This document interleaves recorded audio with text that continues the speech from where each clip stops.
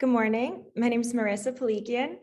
I teach in the education department at Framingham State University, and I teach courses that focus on special education. I additionally supervise student teachers who are working towards their Master of Education in Moderate Disabilities.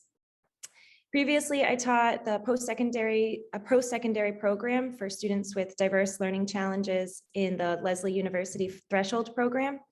And I'm also a former early childhood and elementary special education teacher in Massachusetts public schools. Currently, I'm working on a doctorate of education for special education. I'm specializing in dyslexia. I'm excited to share some of that knowledge with you today. So I'll talk a bit about what is dyslexia, what are some common misconceptions. So anytime we discuss learning to read, it's important to remember how reading is the most fundamental gateway skill. It gives students access to all other academic areas, mathematics, writing, etc. The process of learning to read is incredibly complex. And for some students, it can feel too complicated and even discouraging. When we think about the term dyslexia, we're thinking about individuals whose brains have systems that are organized just differently. It's the most common learning disability, and it's a spectrum disorder. It varies in its level of impact. Students often have difficulty decoding, which is the way in which we sound words out. They may have difficulty with word recognition, fluency, and even spelling.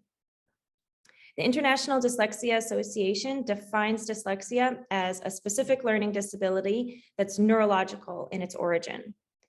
The Yale Center for Dyslexia and Creativity notes how dyslexia is an unexpected difficulty in reading in an individual with the intelligence to be a much better reader. There are many long-standing misconceptions about dyslexia, despite the current neuroscientific research into brain-based differences among children with and without dyslexia. These neuromyths can be perpetrated during our own confirmation bias and by maintaining outdated research. We now know dyslexia is a language-based neurological disability, not a visual disability. Letter and word reversals are common in all young beginning learners, not individuals with dyslexia.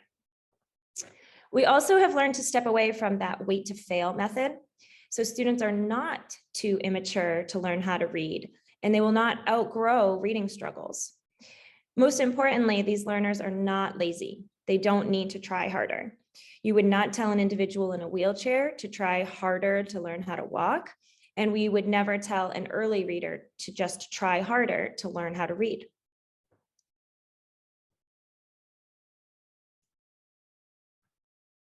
So let's think about how dyslexia is viewed in schools. Currently, both federal and state guidance endorse the use of the term dyslexia when students meet the criteria for the most widely accepted definition. This means during special education eligibility determination and IEP documentation, a team of educators should be using the most straightforward terminology, which would be the word dyslexia. Schools are resistant, and typically they talk around the term instead of actually using it. In Massachusetts, dyslexia falls under the category of a specific learning disability. And in an IEP, I have yet to see the word dyslexia written alongside that disability category. So instead, parents will read their child's disability as a specific learning disability in the area of reading. Or sometimes the IEP will outline characteristics of dyslexia by saying a specific learning disability in the area of reading with specific challenges in phonemic awareness and spelling. I often wonder how a parent feels the first time they hear the word dyslexia associated with their child. It must come as a shock since they may not have initially received thorough information about their child's disability. This visual is from the Oregon chapter of Decoding Dyslexia, which is a parent-led initiative to help move conversations to more timely identification to allow for appropriate interventions and accommodations. If we think about what the earliest indicators of dyslexia are, those can appear as early as preschool. This would look like difficulty learning common nursery rhymes, difficulty with recognizing letters in his or her own name, or remembering letters of the alphabet. recognizing rhyme patterns like cat, bat, rat, or even if there's a family history of reading difficulty, as dyslexia is hereditary. In kindergarten and first grade, difficulties would appear as reading errors that show no connection to the sounds of letters on the page. This would look like if a child was reading the word puppy instead of the written word dog, because the illustration was a picture of the dog. This could also look like a child not understanding that words can come apart, inability to sound out simple words like cat, mat, and nap, or even not associating letters with sounds, such as the letter S with the S sound. The child may begin to show a dislike for school, may complain about how hard reading is. By second grade and beyond, students may be very slow in acquiring reading skills. Reading can be slow and awkward. Students may avoid reading aloud, may have difficulty reading unfamiliar words. And while speaking, a child may seem to be searching for a specific word and end up just using vague language. Additionally, the child may have poor spelling, messy handwriting, and difficulty remembering dates or names. General education teachers play an essential role identifying students with dyslexia in their classroom, as they're the ones on the front lines every single day. In September, the Massachusetts Board of Elementary and Secondary Education added an early literacy screening requirement for general education teachers to screen all students in kindergarten through grade 3 twice a year. This is a very positive step towards identifying students who may be at risk, but the most important aspect will be the follow-through. So what are educators doing with the screening data they receive, and what interventions and accommodations are put into place as a result of this data? On this screen, I've included some examples from the Massachusetts Dyslexia Guidelines here, and these indicate typical core phonemic skills per each age. If you notice, there is a lot of skill acquisition in the 5 to 6-year-old range, so kindergarten year into early first grade. This helps exemplify why waiting for a child to gain maturity by, say, 3rd grade to start reading is so detrimental, and it wastes so much instructional time. Children can and should be learning phonemic skills as early as preschool. So what does the science of reading instruction look like, and what is it? So if we first consider how we learn to read, there are many brain regions responsible for literacy development. The connection of all the reading networks must operate as like a highway. In this visual, you can picture that a highway must be wide enough for multiple pieces of information to travel simultaneously, and smooth enough without many stoplights, so to speak, so that information can flow at a high speed. But children with dyslexia have a highway or a highway tract that's too narrow, maybe it's too bumpy, or maybe their highway is too crowded for reading and comprehension to occur. Research indicates the neuroplasticity of these pathways can improve with the appropriate remediation and intervention. The science of reading is a structured method of literacy instruction.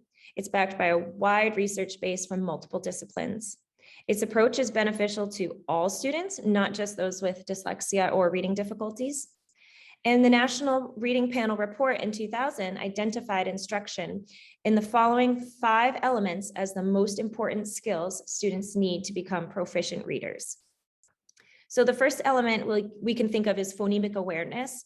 And this is recognizing that words are composed of individual sounds, and those sounds can be blended together for reading, and those sounds can be pulled apart for spelling.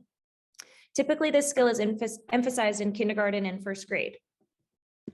The second element is phonics, a method of teaching students how to connect letters with the sound and how to use the letter-sound relationship to read and spell words. Phonics is a key component to reading. Decoding is the foundation upon which all reading instruction is built upon. The third element is reading fluency, which would be reading text with sufficient speed and accuracy to support comprehension. The fourth element is vocabulary, understanding of an individual word meaning in a text. And then the final component is comprehension, understanding of connected text, and this will be the ultimate goal of reading. The science of reading instruction should be explicit, structured, multisensory, and engaging, with a gradual release of responsibility from guided instruction to collaborative learning to independent learning. So what are some of the social emotional impacts on students and even students who go undiagnosed? We have to continue to recognize the importance of reading as a gateway skill for all other academic areas. And that also includes college readiness and ultimate job success. Undiagnosed students with dyslexia could feel the weight of this challenge play out in many different areas of their life. Dyslexia could have significant impacts on emotional well-being. Students with dyslexia may develop increasing frustration as reading skills of classmates begin to surpass their own. Students could suffer from low self-esteem, low self-efficacy, social emotional challenges, and behavioral challenges. The student may express a dislike for school, and they may never recover from that dislike. This visual highlight here highlights the innumerable daily instances leading to a decreased emotional well-being. And then finally, I'll talk a little bit about what are some things that parents and families can do to help. One of the most important factors parents and families need to focus on is a positive mindset. Dyslexia is not a disease. Learning to read is difficult for many learners, but it does not need to be a lifelong challenge. Optimal outcomes exist for students with dyslexia through early detection and effective instruction. Students at all levels have the potential to become confident readers and writers. First, families should listen to and empathize with the child's feelings of anxiety, anger, or depression. Children need to understand and talk about what they're feeling. Second, families should be transparent with their child.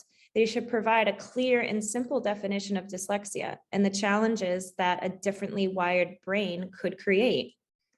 Children need to wholeheartedly understand they are not dumb and they are not lazy. Third, families should help students set realistic goals that are tied to efforts, not outcomes. Children with dyslexia should be rewarded for their progress, not their grades.